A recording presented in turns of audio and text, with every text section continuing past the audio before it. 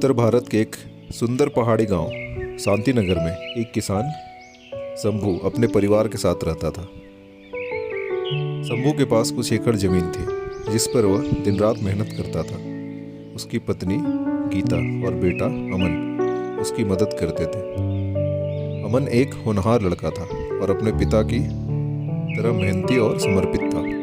गांव में एक दिन एक भयंकर बाढ़ आई जिसने शंभू की फसलों को पूरी तरह बर्बाद कर दिया। परिवार के सामने भरण पोषण की समस्या खड़ी हो गई। शंभू ने हार नहीं मानी और खेतों को फिर से उपजाऊ बनाने के लिए मेहनत करने का संकल्प किया। अमन ने अपने पिता की कठिनाइयों को देखा और सोचने लगा कि क्या उनकी किस्मत कभी बदलेगी। वो अपने माता पिता की मदद करने के लिए शहर जाने का निर्णय लिया ताकि वह कुछ पैसे कमा सके और अपने परिवार की मदद कर सके।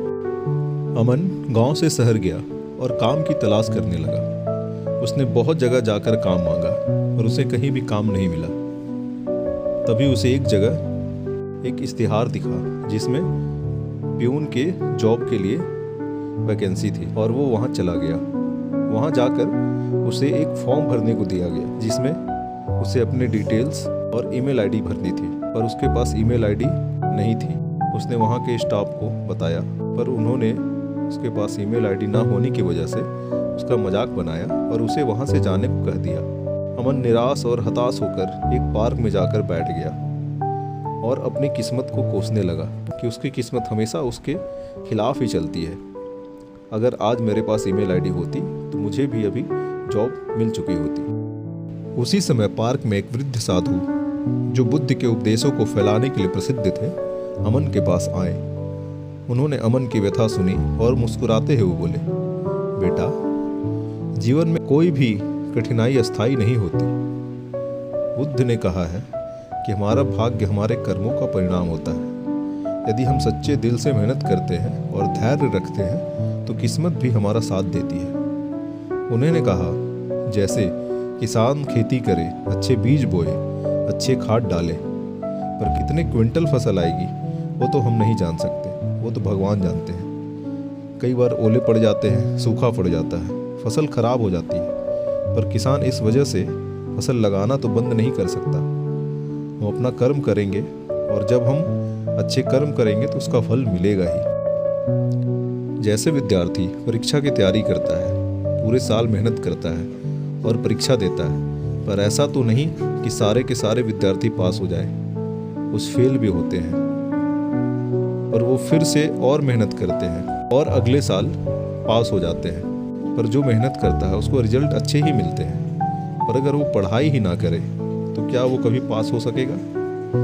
इसलिए बेटा, यदि हम सच्चे दिल से मेहनत करते हैं और धैर्य रखते हैं तो किस्मत भी हमारा साथ देती है, आज नहीं तो कल। साधु ने अमन को भगवत गीता के एक महत्वपूर्ण उपदेश की भी याद दिलाई। श्री कृष्ण ने अर्जुन से कहा था, कर्मण्येवाधिकारस्ते मा फलेषु कदाचन। अर्थात तुम्हारा अधिकार केवल कर्म करने में है, फल की चिंता मत करो। यह उपदेश अमन के दिल को छू गया और उसने अपने कर्मों पर ध्यान देने का निश्चय किया। अमन ने साधु की बातें मन में बिठा ली और उसने सोचा कि अब मैं खुद का कुछ करूंगा। पर उसके पास सिर्फ 200 रुपए थे। उसने काफी सोचा विचारा और निर्णय लिया कि मैं सब्जी का व्यापार करूंगा।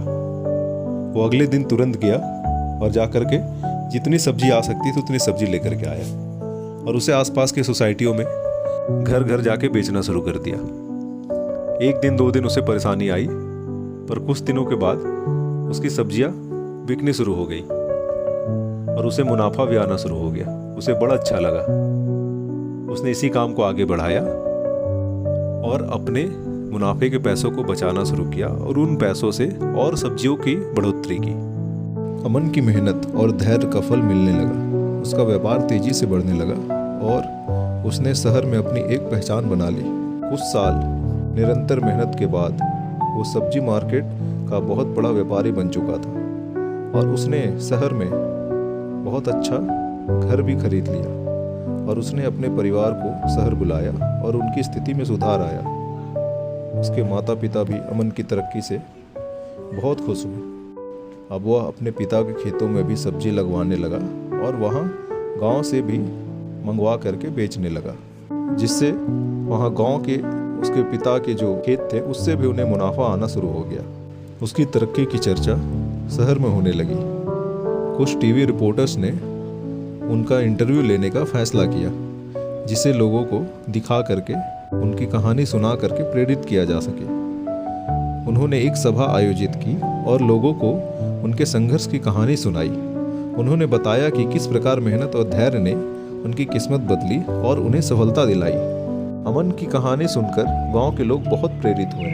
उन्होंने समझा कि किस्मत और भाग्य का महत्व तभी है जब हम अपने कर्मों में विश्वास रखते हैं और धैर्यपूर्वक मेहनत करते हैं। बुद्ध के उपदेश और भगवत गीता के आदर्शों ने उन्हें यह सिखाया कि जीवन में कोई भी कठिनाई हमें रोक नहीं सकती, बस हमें अपने लक्ष्य पर अडिग रहना चाहिए। अमन की कहानी ने गांव वालों को यह सिखाया कि मेहनत, धैर्य और निष्ठा ही किस्मत को बदल सकती है। भाग्य उन्हीं का साथ देता है जो अपने कर्म में विश्वास रखते हैं और कभी हार नहीं मानते।